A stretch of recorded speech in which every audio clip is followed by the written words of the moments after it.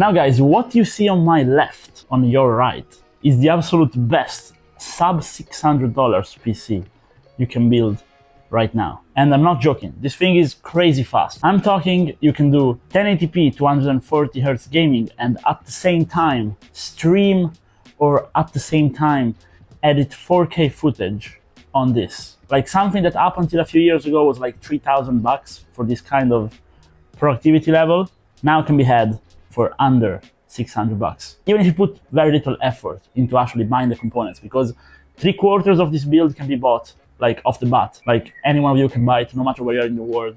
So it's gonna be crazy, especially if you're from a market where you don't have access to a good used market locally, or you don't have access to just cheap components overall. So with that said, let's see what's in it. Now the reason this whole PC exists is quite simple. Ryzen 7 7700s are very cheap on Aliexpress.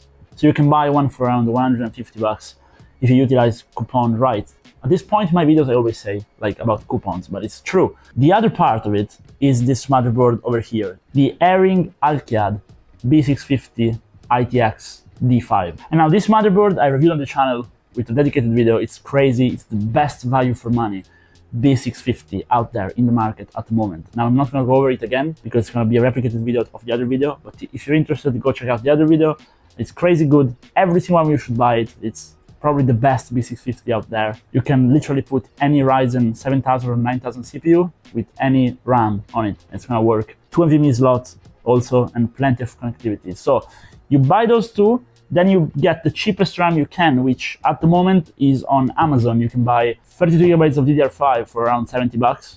But if you have time to waste, you could also go like on Facebook Marketplace or like, I don't know, Gumtree, OfferUp, Craigslist, whatever you guys use over there, and literally tell the people, listen, there's new DDR5 32 GB for $70. Can you sell me your used one for 50 and save another 20 like that? And yeah, I've done that because I have time to waste and I wanted to get the best value for money. So I've got some Crucial Pro RAM. It's actually very good RAM, but not very high-speed stuff. But with Ryzen, you really just need 6000 megahertz. But also if you get like 52, with the 7700, it's gonna be plenty fine, because remember, these were the CPUs with the not so great memory controller, okay? If you guys don't know about that, it's better because you haven't suffered, but trust me, you don't want high-speed RAM on this CPU, okay? Now, good part about this CPU is it's very easy to cool. So you don't need to go fancy and buy an all-in-one like I've done. You can get a stock cooler or any kind of cheap $10 air cooler for AM5 on Aliexpress. It's gonna be fine. But I've gotten a water cooler because Arctic makes the best water coolers in the market, but it's not the one over here.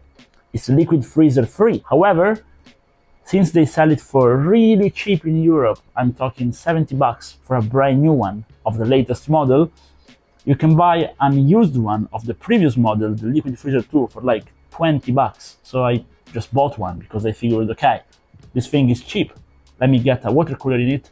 And since this motherboard allows for overclocking, and we are at ImWateringPSUs where we do basically undervolting, overclocking of everything, I figured, you know, I'd overclock it. And I was kind of scared to see how fast it was going after being overclocked. I'm talking 300 FPS locked on Apex Legends 1080p. Warzone, 240 FPS locked, even though I had a terrible connection while recording the gameplay.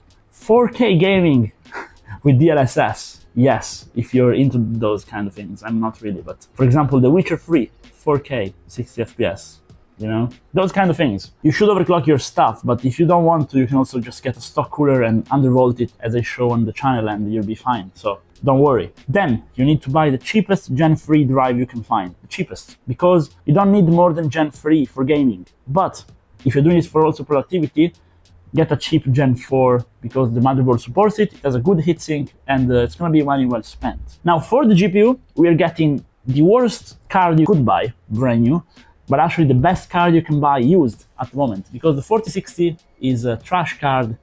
They shouldn't have released it with 8 GB of VRAM.